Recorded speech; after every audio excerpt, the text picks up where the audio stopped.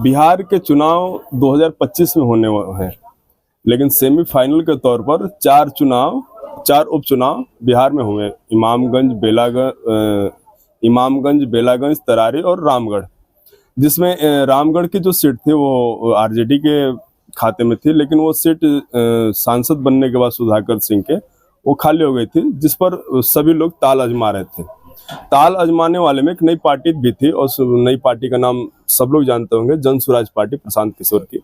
सब मुद्दों पर बात करने के लिए कि 25 का भविष्य क्या होगा, जन स्वराज का भविष्य क्या है, और एनडीए और महागठबंधन का भविष्य क्या है, साथ ही साथ कैमूर जिला का भविष्य क्या है, इन तमाम मुद्दों पर बात करने के लिए हमारे साथ राजनीतिक विशेषज्ञ के तौर पर उपस्थित हैं श्री दिवाकर चौबे जी। आपका स्वागत है हमारे वंदे भारत के बतकही के एपिसोड में। बहुत बहुत धन्यवाद, और वंदे भारत को बहुत बहुत बधाई कि हमें आप लोगों ने मौका दिया कि हम माननीय, हम आपसे जानना चाहते हैं कि यह पहले कहा जाता था कि बिहार में चुनाव जाति पर होती है, और प्रशांत किशोर इस बात को कंडेम्ड कर रहे थे कि नहीं, जात पात पर चुनाव नहीं होती है, लेकिन उनको भी यह बात अब लगभग समझ में आ गई होगी।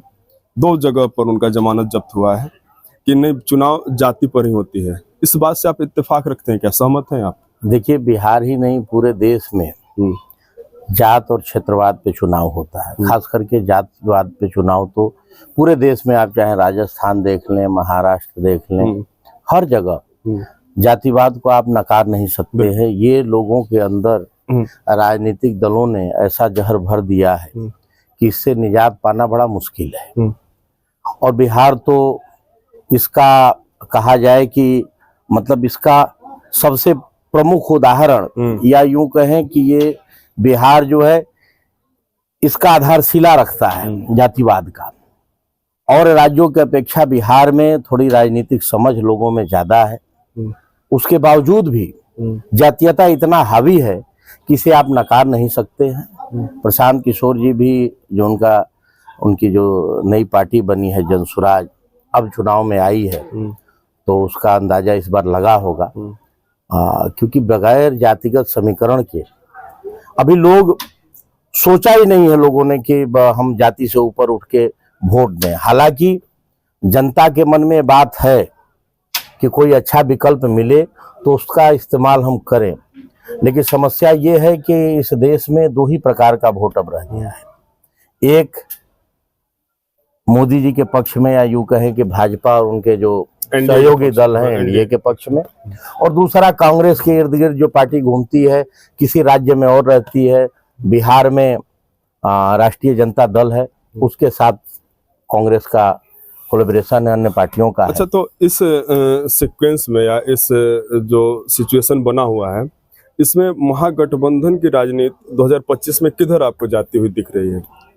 देखिए, महागठबंधन के वोट को हम नकार नहीं सकते हैं, लेकिन चूंकि महागठबंधन और लालू जी के सत्ता को लोगों ने देखा है, पहले से डरे हुए हैं। नई पीढ़ी नहीं देखी है, क्योंकि नई पीढ़ी काफी दिनों से नीतीश जी हैं, तो लेकिन जो उनका बेस वोट है वो तो है ही है। लेकिन बिहार के अंदर एक ललक भी है कि ये अपना महागठबंधन और एनडीए के अलावा भी कोई तीसरा विकल्प बने। लेकिन जब तक कोई ठोस विकल्प बन नहीं जाता, तब तक लोग मजबूर हैं, या तो महागठबंधन को वोट देंगे या तो एनडीए को वोट देंगे। नहीं, हम आपसे ये साफ साफ पूछना चाहते हैं कि 2025 में जनता के सामने 3 विकल्प रहेंगे, एक प्रशांत किशोर, एक एनडीए और एक महागठबंधन।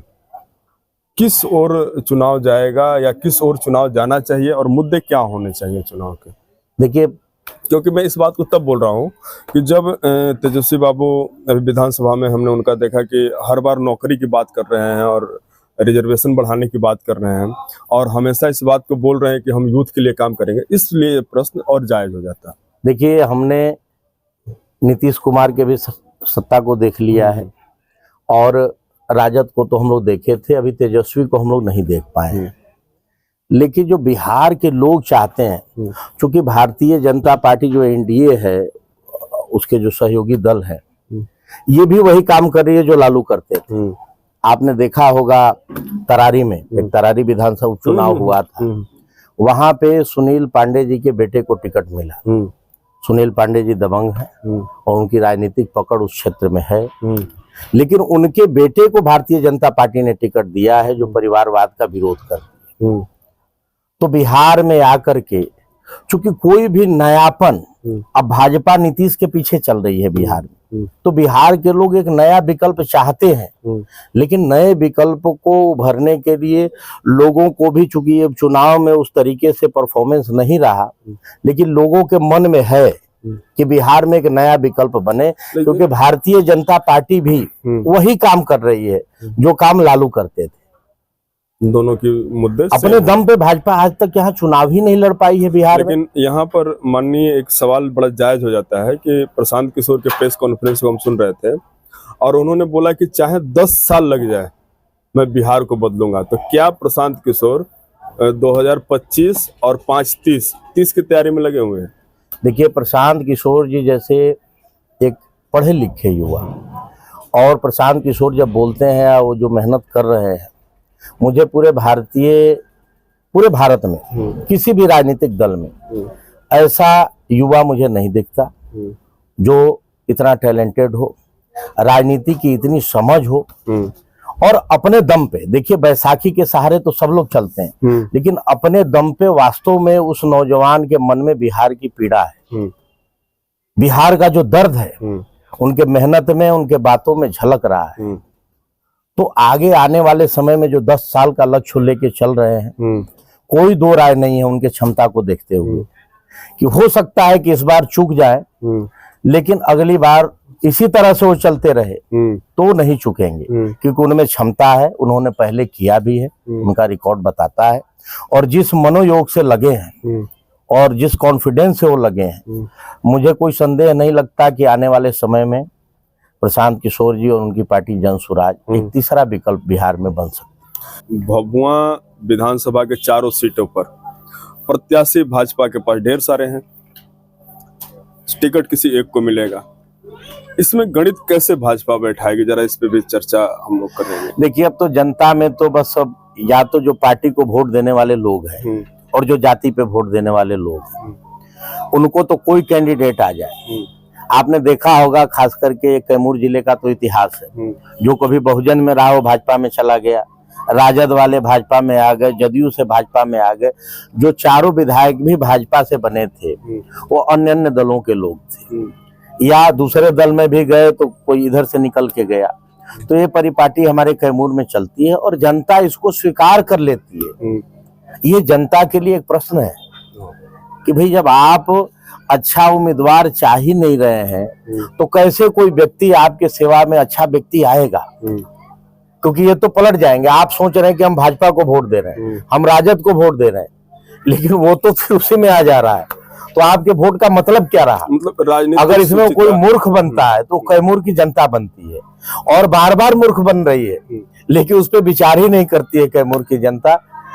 मतलब कहा जाए तो राजनीतिक सुचिता खत्म है, राजनीतिक नैतिकता भी खत्म है। एक नए प्रत्याशी और है, ताल ठोक रहे हैं, गाना भी गाते हैं, अभिनय भी करते हैं, रितेश पांडे, और कैमूर से ही ताल ठोकने जा रहे हैं। क्या कुछ समीकरण गड़बड़ होगा? उनको आना चाहिए यहाँ पर या नहीं आना चाहिए, या आने से क्या प्रभाव पड़ेगा? देखिए, ये भी एक जातिवाद का नमूना है। रितेश पांडे जी रहने वाले हैं हालांकि पूरे देश में सब स्वतंत्र हैं, कहीं भी चुनाव लड़े, हमारा देश तो एक ही है, लेकिन वो करहगर विधानसभा के रहने वाले हैं और यहाँ से आके लड़ रहे हैं। उनको कैमूर में समस्याएं दिख रही हैं, भभुआ में खास करके, अच्छी बात है। ये परिपाटी बन गई है पिछले 2-4-5 सालों से, खास करके जितने भी पहले लोग क्या करते थे, आप देखते होंगे आज से 20-25 साल पहले जब नौजवान मुंबई जाया करते थे कि हमें फिल्मी हीरो बनना है, फिल्मों में काम करना है, एक क्रेज था फिल्मों का। अभी राजनीति का क्रेज हो गया है। जो फिल्म वाले लोग हैं, जो गायक हैं, जो फिल्मी एक्टर हैं, वो राजनीति में आना चाहते हैं कि हम राजनीति करेंगे, क्योंकि न्यूज पे 24 घंटे यही राजनीतिक खबरें चलती हैं। तो उनके मन में जिज्ञासा है। राजनीति करना आसान नहीं है, आप जानते हैं कि कितना कठिन होता है, 24 घंटे दूसरे को देना है, लेकिन एक मन में ललक होता है गायकों के। भी हाल में आपने देखा होगा, पवन जी भी चुनाव लड़े थे, और ये चुनाव लड़े अच्छे भाव से लड़े, ये अच्छी बात है, लेकिन इनमें भी कहीं ना कहीं जातिवाद है। अब पवन सिंह जी लड़े थे चुनाव तो काराकाट से लड़े जा करके, पूरे बिहार में उनको कोई और जगह नहीं दिखा। और रितेश पांडे जी भी लड़ने के बारे में सोच रहे हैं भभुआ में, क्योंकि भभुआ ब्राह्मण बहुल्य क्षेत्र है, तो उनके मन में कहीं ना कहीं ये बात है कि भाई हम ब्राह्मण हैं तो ब्राह्मण लोग, ये खतरनाक है सोचना। ऐसे नौजवान राजनीति में आए, खास करके जो कलाकार है, भाई आप कलाकार हैं, आपकी लोकप्रियता बहुत जबरदस्त है, तो आप कहीं से चुनाव लड़के जीत जाइए। आप अपने जाति को भी ढूंढिएगा और आप एक्टर भी हैं। अगर आपको राजनीति में कुछ परिवर्तन करना है तो आपको गट्स रखना चाहिए। आप भी बैसाखी के सारे चलने के लिए आ गए। मैं प्रशांत किशोर की बात इसलिए कर रहा हूं और इतनी तारीफ इसलिए कर रहा हूं कि एक पढ़ा लिखा नौजवान जो बहुत अच्छी जिंदगी और वो सफल व्यक्ति, कोई भी आजकल क्या है कि भाई हम एमपी बन जाएं, किसी पार्टी में जाके मंत्री बन जाएं, लेकिन उस लेवल पे आकर के एक नया रास्ता बनाना, लोग हारना नहीं चाहते, लोग अलग रास्ता बना करके चलना नहीं चाहते, ये समस्या है। आप उसी घिसी पिटी रास्तों पे चल रहे हैं कि भाई जातिगत समीकरण बना के हम चुनाव लड़ेंगे, किसी पार्टी से टिकट ले लेंगे और जीत जाएंगे।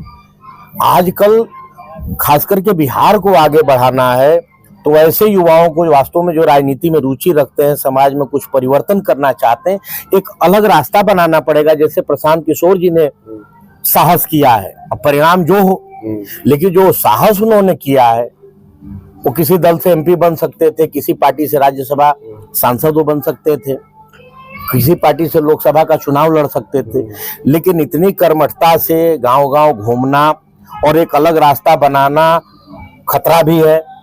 ऐसा नहीं कि बहुत सिक्योरिटी लेके चल रहे हैं। इस जीवटता को मैं सलाम कर रहा हूं। और जो लोग राजनीति में आए, खास करके फिल्मी संसार के लोग, तो उन्हें एक नया रास्ता दिखाना चाहिए नौजवानों को। दर्शकों, लीके सब चले, लीके चले कपूत, लीक छोड़ तीनों चले, शायर शेर सपूत।